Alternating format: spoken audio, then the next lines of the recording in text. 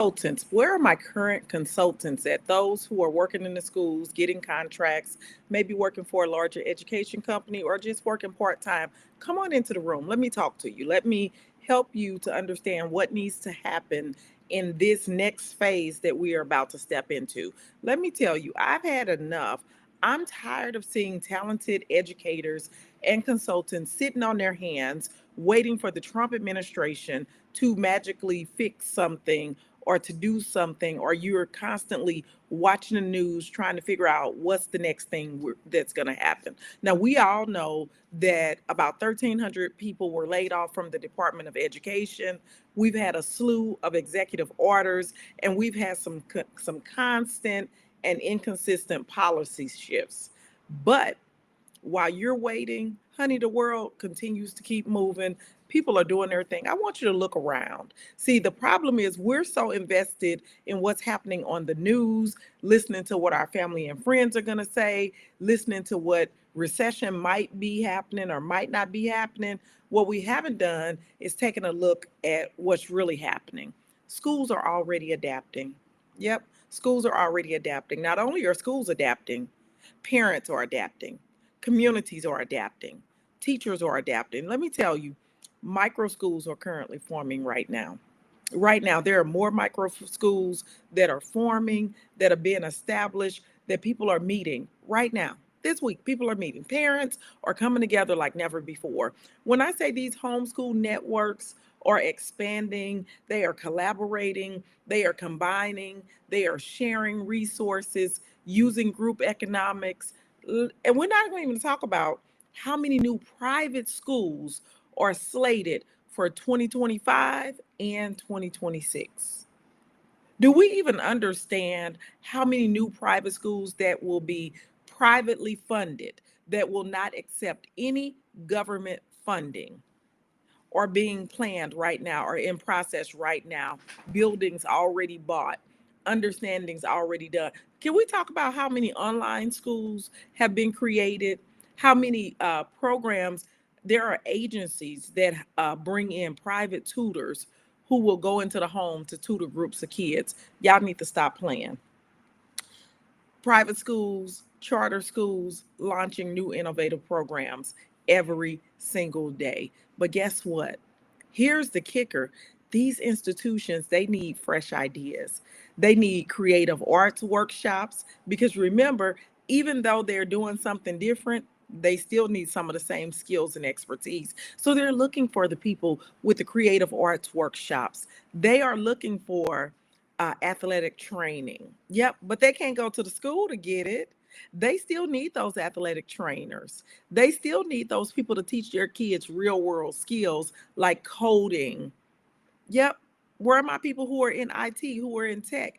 And they're teaching them newer things like marketing and business and there's an entrepreneurial school that's starting where every kid will do the normal curriculum, but they also have to start a business. They have to market that business. They have to figure out their product production, and all of that is being taught by people that they pay. Nobody's working for free. And what about math? Always been a difficult subject to teach. And so they're looking for consultants. The list goes on. If you think about it, somebody's looking for it. They need people like you who can design curriculum. Where are my curriculum writers at? Where are my instructional specialists at? Where are my coaches who know the strategies that need to be implemented? Where are you all at? Why are you not telling people about your services? Where are my tutors at? And guess what? Here's a whole area that you all are forgetting or you're forgetting about. Even though they're taking their kids out of the schools, starting new schools, forming different entities, kids still have dyslexia. Kids still have reading disabilities. Kids still need to be tested.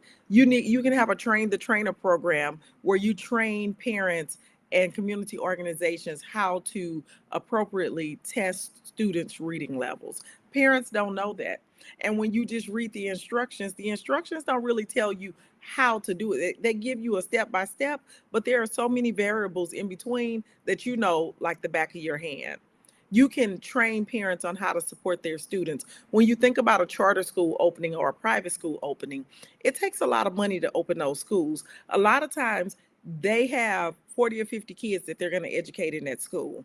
Well, three of them may have special needs and need an IEP. They can't afford to hire a whole staff member or a whole set of staff to come in and work with those three kids. Y'all, guess what they do? Do you know what they do? They hire a consultant who comes in 2 or 3 times a month, not a week, a month, to do what needs to be done, to see whatever the progress tracking is, to have the meeting, to do the paperwork, because there are only so many hours that you have to do for compliance.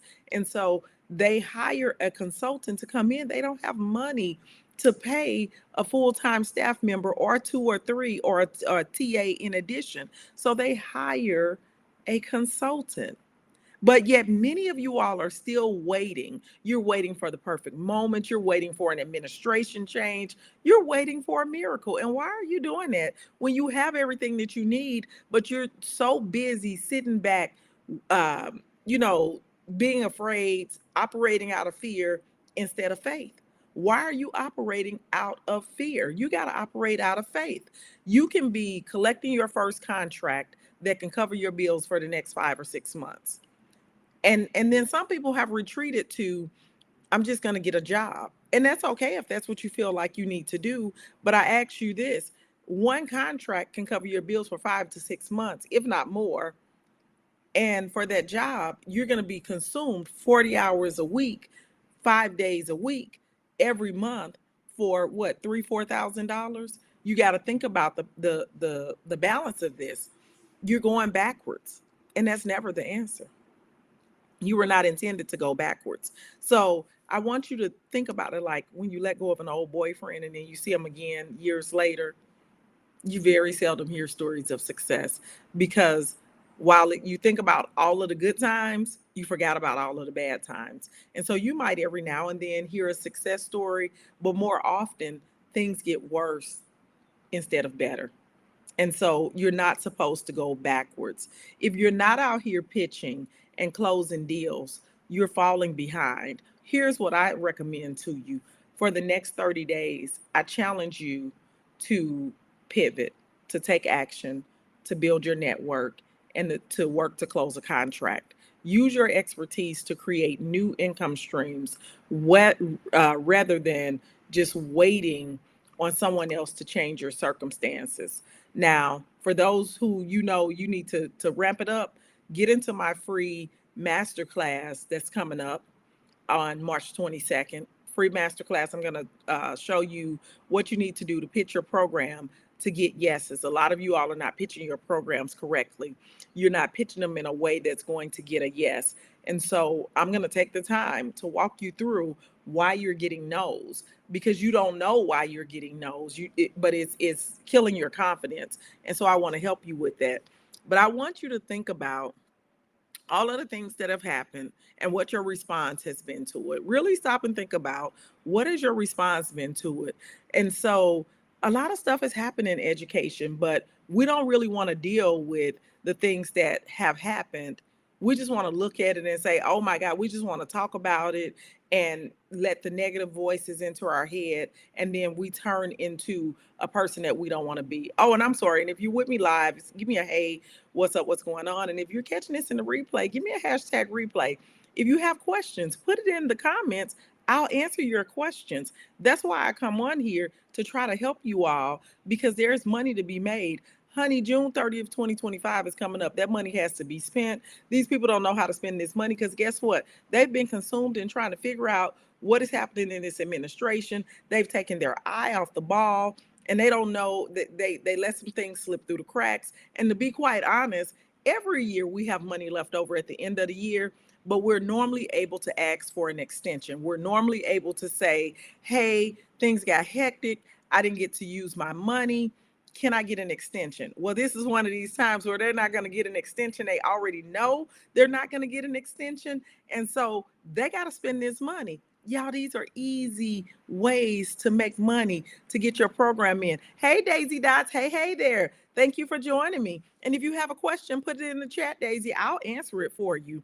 Because ain't no gatekeeping around here. I want you to know it's money out here in these schools. And not only in the schools, a lot of us, we sell ourselves short and we think that the schools are the only place that have money. No, community-based organizations, any of those community organizations that's in your community, 9 times out of 10, they're getting their money from grants. They're getting their money from some type of federal funding. And so they can't just use that money the way they want to use it. They have to use it in specific ways that that grant designates or that that federal funding is allotted for. Just like in the school system, Title I money has to be used only for a certain set of things.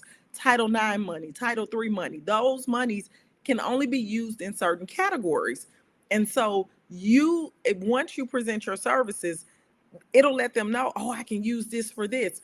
But if they don't know that you exist, I think that people think that principals are just walking around with a pocket full of people who can do work. No, they are regular people.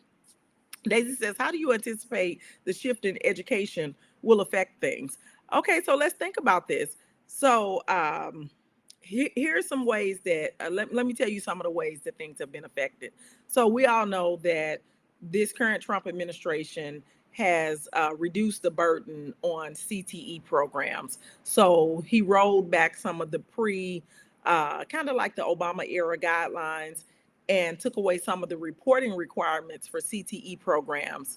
And in states such as the one that I'm in Missouri, it actually gives schools more flexibility to deliver quality programs without the heavy administrative overload. So they took away a lot of the paperwork, a lot of the a lot of the red tape.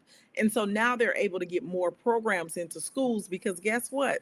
They don't have to get it approved by anybody that's further up the chain. It's more local now. So in my in like in the community that I'm in, like they try to stay on trend with what's happening with artificial intelligence and things of that nature. So now they'll be able to bring in more of the AI programming. They'll be able to implement more of the AI training for students and really teaching their teachers how to use artificial intelligence, as well as they'll be able to totally shift their whole CTE program to have a more artificial intelligence base. Well, in the previous